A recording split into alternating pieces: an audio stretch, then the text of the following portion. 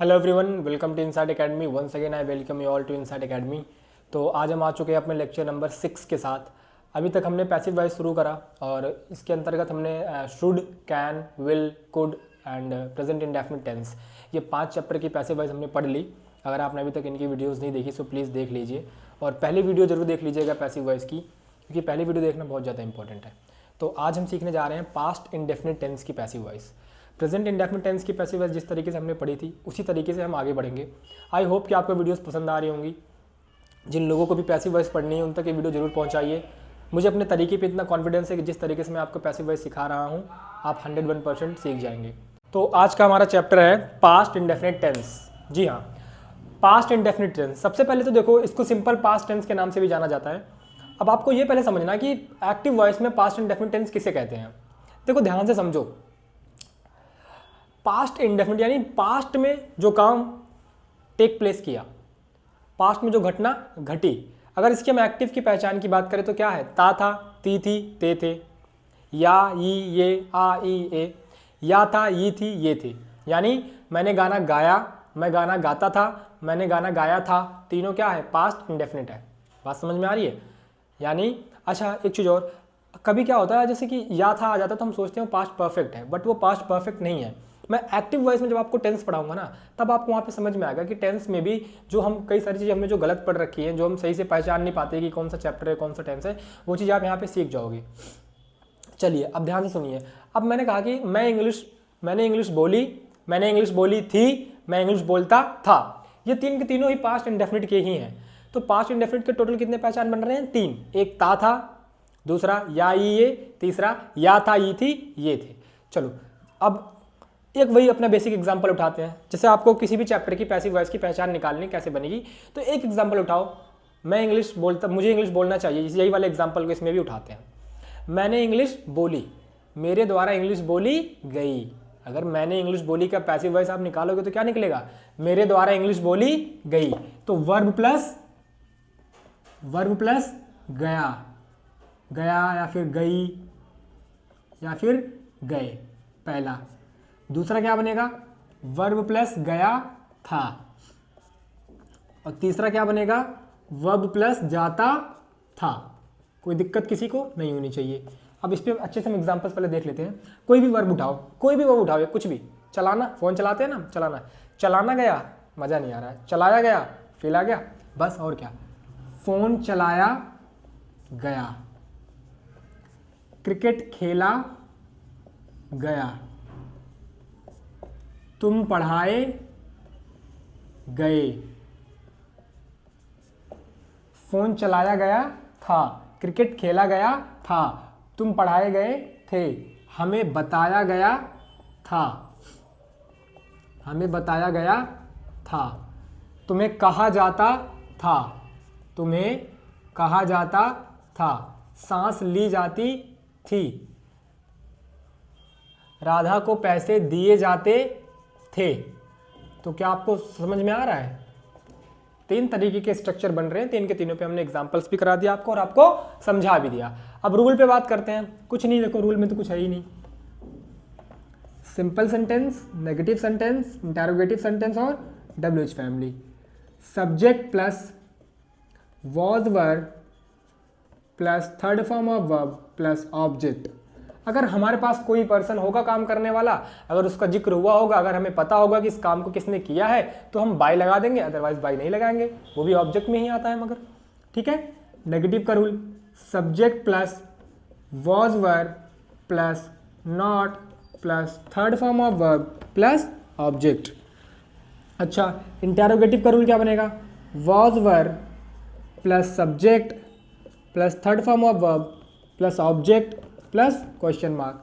WH family का rule क्या बनेगा? WH family plus was verb plus subject plus third form of verb plus object plus question mark.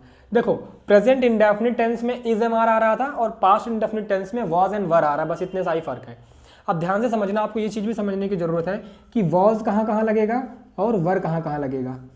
देखो मैंने आपको present indefinite tense में is कहाँ लगेगा, एम कहाँ लगेगा, आर कहाँ लगेगा, इसकी नॉलेज दी थी।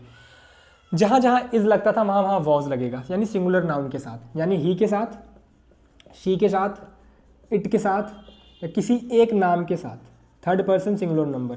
एक चीज़ ध्यान रखना, यहाँ मैं नाम लिखता हूँ बट यहाँ एक्चुअल कोई वो नाम नहीं है, वो कोई एक चीज़ है, कोई एक चीज़ है, यानी कोई एक नाउन है।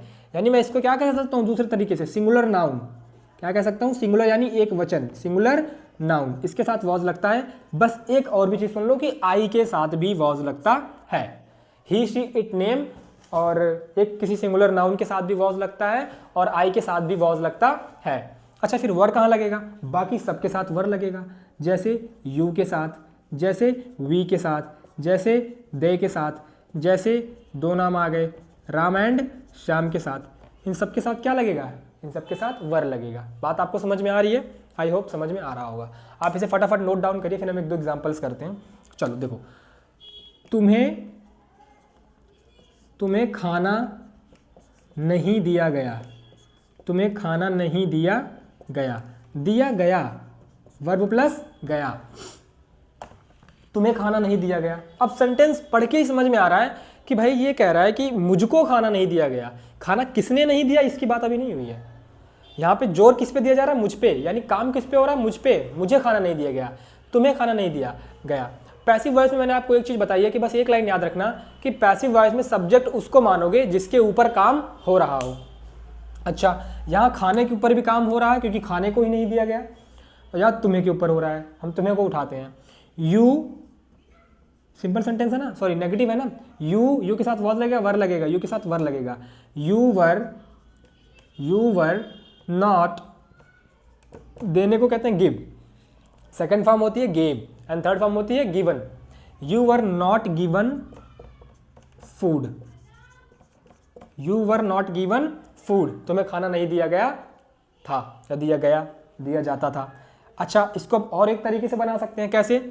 फूड वॉज, फूड को हमने आगे लिया है, फूड को सब्जेक्ट बना दिया। Food was not given to you, food was not given to you. क्या आपको बात समझ में आ रही है? आई होप कि आपको चीज़ें समझ में आ रही हों। हम कुछ और एग्जांपल्स को सॉल्व करते हैं। देखो, कुछ नहीं करना है आपको, बस इस चीज़ का ध्यान रखना है कि प्रेजेंट में इज एम आर लग रहा था, पास्ट में वॉज और वर लगने लग गया है ना, और पहचान आपको याद करनी है। अगर आपको एक्टिव वॉइस अच्छे से आता है तो पैसिव वॉइस में भी आपको ज़्यादा प्रॉब्लम नहीं होगी। But in case if you are not aware with active voice तो आपको थोड़ी प्रॉब्लम हो सकती है, तो चीज़ें आपको याद करनी पड़ सकती हैं। तो चलिए कुछ एग्जाम्पल्स और सॉल्व करते हैं और इसी के साथ इस लेक्चर को भी ख़त्म करते हैं। चलिए, मेरे पापा के द्वारा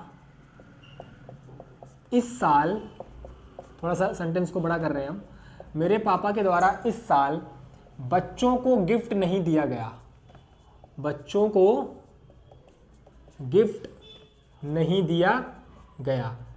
अच्छा, इसको हम सिंपल में भी बनाएंगे, नेगेटिव में भी बनाएंगे, इंटरोगेटिव में भी बनाएंगे, डब्ल्यूएच में भी बनाएंगे। ठीक है, चलिए देखिए, मेरे पापा के द्वारा इस साल बच्चों को गिफ्ट नहीं दिया गया। कितनी सारी चीज़ें आ रही हैं। सब्जेक्ट क्या है पैसिव वॉइस में? जिसके ऊपर काम हो रहा है। किसके ऊपर काम हो रहा है? एक तो गिफ्ट के ऊपर काम हो रहा है क्योंकि गिफ्ट को ही ले जाके हम किसी को दे रहे हैं, है ना। और दूसरा, बच्चों को नहीं दिया गया, यानी बच्चों के ऊपर काम हो रहा है। तो चाहे हम बच्चों को उठा सकते हैं, चाहे गिफ्ट को उठा सकते हैं। आप क्या उठाना चाहोगे? It totally depends on you. Now I will choose gift. चलो, अब सबसे पहले इसका हम सिंपल बनाऊंगा, फिर मैं नेगेटिव बनाऊंगा, फिर इंटरोगेटिव बनाऊंगा, फिर डब्ल्यूएच बनाऊंगा। ठीक है, गिफ्ट एक ही है, गिफ्ट तो वॉज लगेगा। Gift was given to children. देखो, चिल्ड्रेंस नहीं होता है, चिल्ड्रेन होता है, ठीक है, क्योंकि खुद में ही प्लूरल है। तो gift was given to children by my father. इस साल है भी दिस ईयर। पहला तरीका। दूसरा तरीका नेगेटिव सेंटेंस का, gift was not given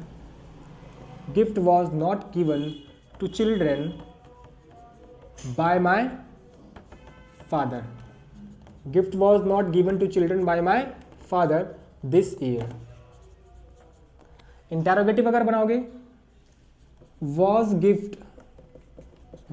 gift given to the children, was gift given to the children by my father this year. अब WH फैमिली का आप बना लेना, इसके आगे एक WH फैमिली लग जाएगी बस, है ना। Which gift was given to the children by my father this year.